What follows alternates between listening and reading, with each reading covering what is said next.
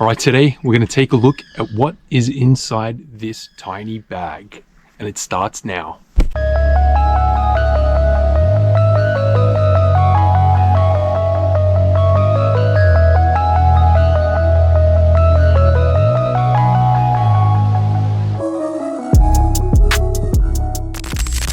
Okay, so this tiny bag, pretty small, 40 centimeters, something like that.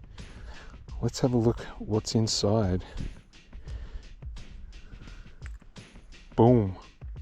It's the Purelure Creek Dance 4-piece. It's the 5'1" 4-piece light rod. And I've got the reel on there.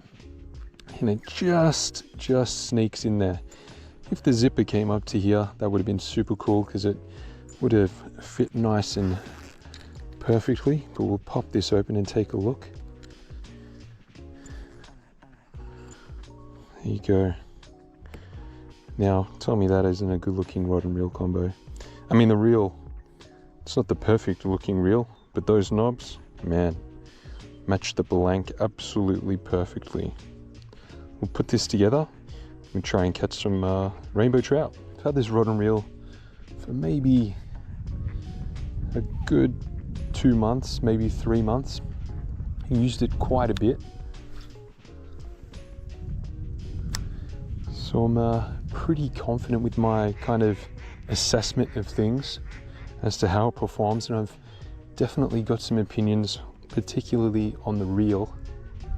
It's a Soloking Acura Pro for those who don't know, but this has got to be probably the most popular reel of 2023. I mean, definitely when it comes to the Facebook groups and that type of thing, it's probably the #1 highest recommended reel, most commonly recommended reel, and it's definitely great value for money.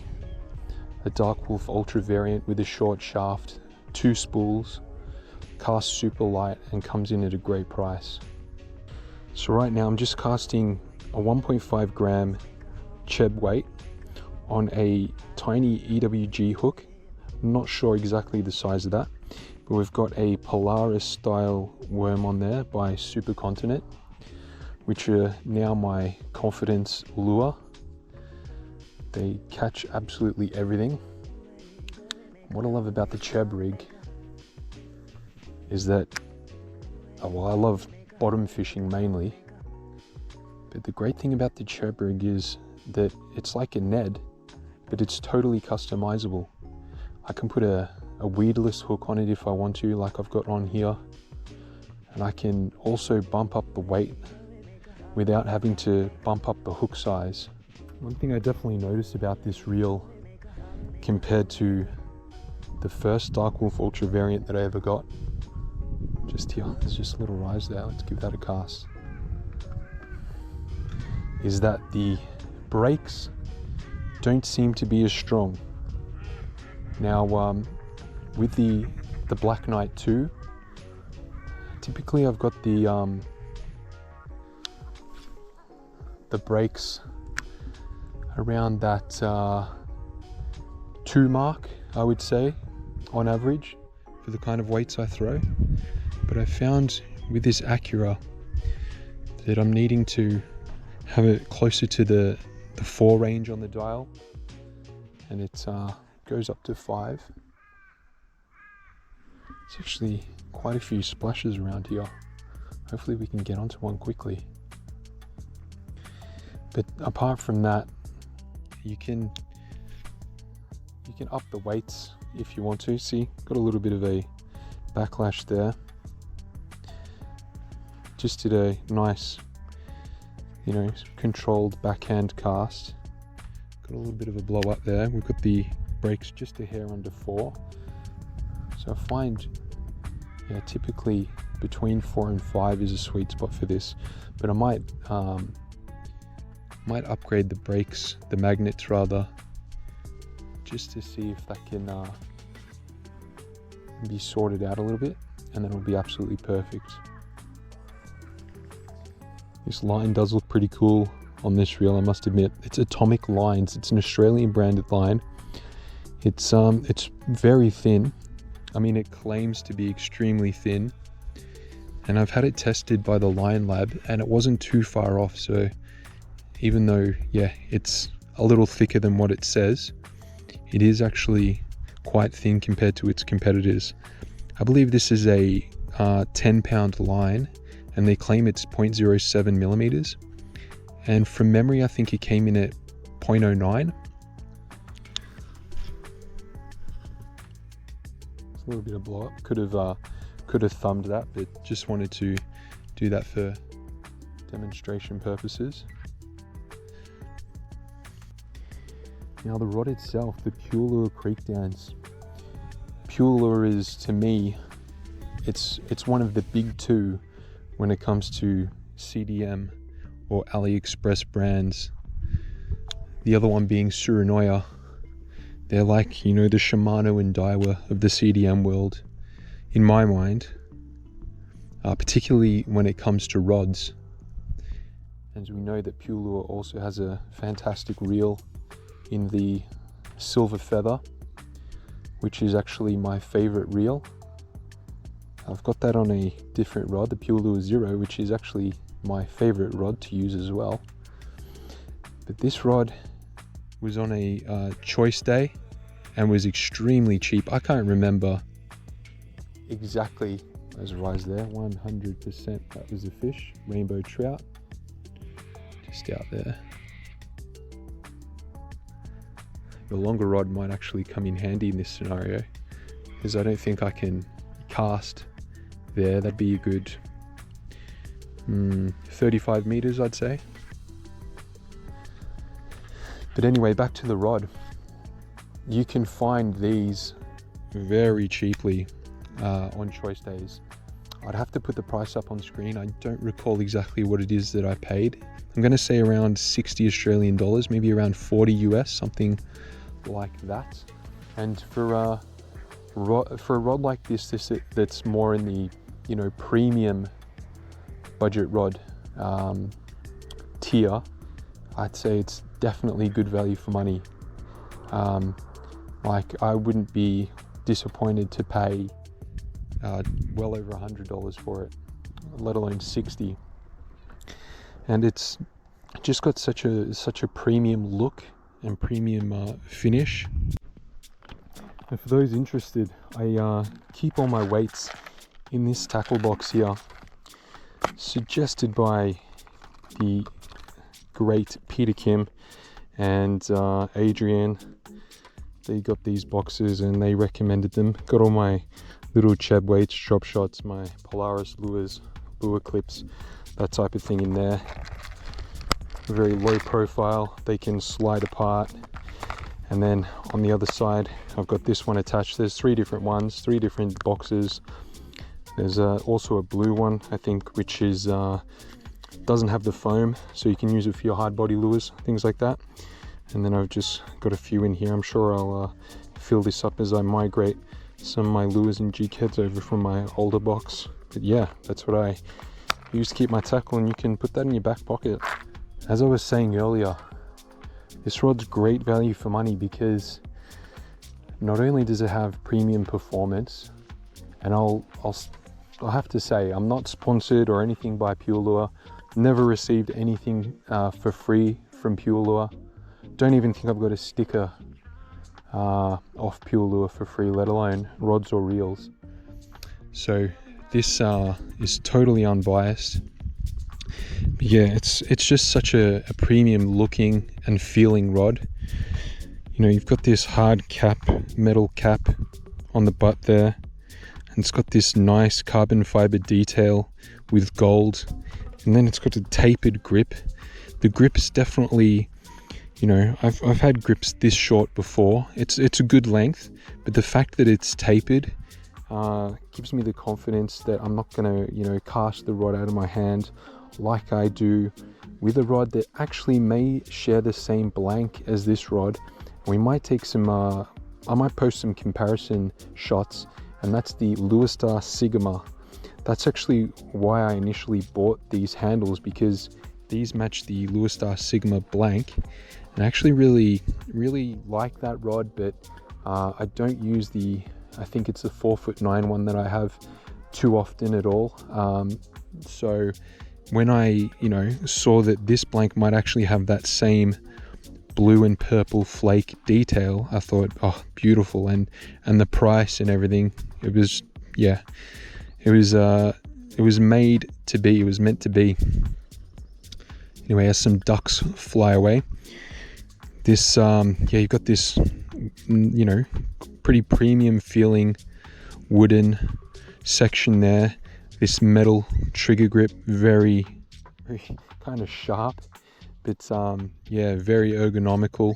It's not flat. I like it to have a little bit of a curve. And then the nut, it's got, just like on the bottom there, it's got the carbon fiber inside these ports here with the gold wrap around them. Purelure writing there with the carbon fiber detail, and this this nut grip, what do you call it? It's kind of like a file. It's it's very easy to grip onto. And this particular rod is 1.54 meters. I usually like to go by feet when it comes to rod lengths, but it's a 5'1", 2 to 5 pounds, which is like 1 to 2.5 kgs, 1 to 5 grams. Now this is the L version, not the ultralight version. So I'm not too sure what the specs are of the other versions off the top of my head, but I can pop them up on the screen. And this one's actually 4-piece. So as you come up to here, you've got that kind of cross wrap that you see on other rods, but it's like a matte color. It doesn't have a shiny finish on it. And then you've got carbon fiber detail here and here, and it's got that that ferrule style that has the slight gap.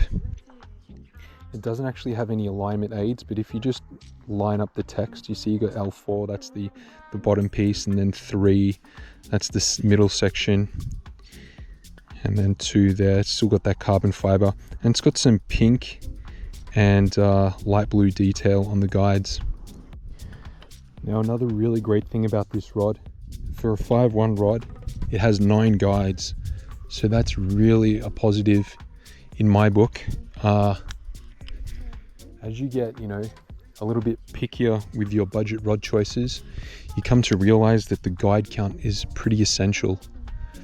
And a 6-foot rod, to me, it must have at least 9 guides.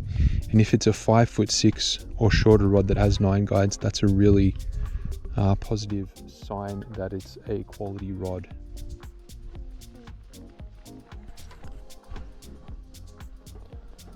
When it comes to the casting weight rating on this rod, 1 to 5 grams, do I think that's accurate?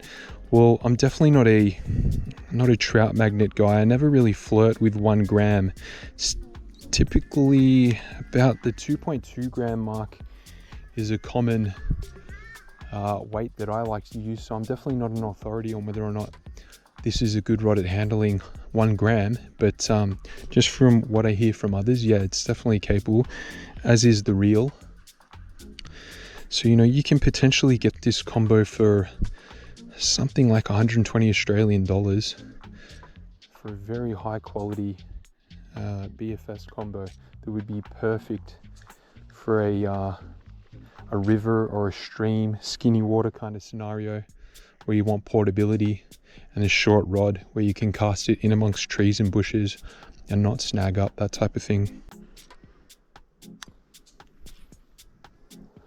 One thing I'll say about the reel is that the it has clicking drag star, spool tension knob does not click, but it's not loose or anything, so you can it gives you the confidence to quite precisely make little micro adjustments. Rise right there. That's kind of where I cast it actually. But I was just going to say that the drag clicker is not that audible compared to other reels. It's quite a plasticky sound, but apart from that, maybe it can be modified. Maybe if I open it up and fool around with it a little, I can make it a little bit more audible. But yeah, can't really say too much negative about this reel, particularly for the price.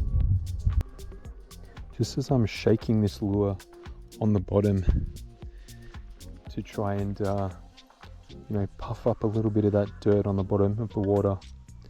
You can notice the action. It's got very good recovery. You can see it snaps back into a straight position very quickly, which is very good. That means it's good for jerking.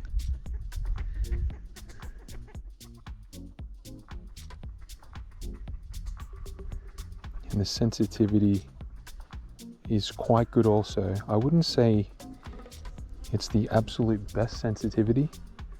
I'd say it's, you know, if an average sensitivity is a 2.5 out of 5, I'd probably say it's a 4 out of 5. Definitely had better rods in terms of sensitivity, but just bouncing that lure up and down, it's up there. It's quite good.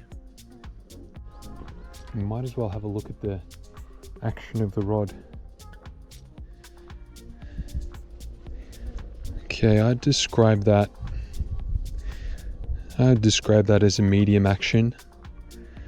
Definitely more of a trout orientated style rod, which is you know, what this kind of rod is designed for. But despite having that medium action,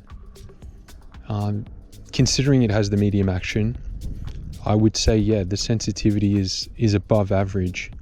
Usually with those faster action rods that where the blank doesn't sort of absorb as much of the vibrations as a more of a medium action rod, considering this is a more of a medium action, the sensitivity is quite good. But the way I retrieve these chub rigs when I'm just working the bottom slowly, just giving it some little twitches, and then just with my finger just picking up some line, just to try and bring attention to the lure and keep tension on the line.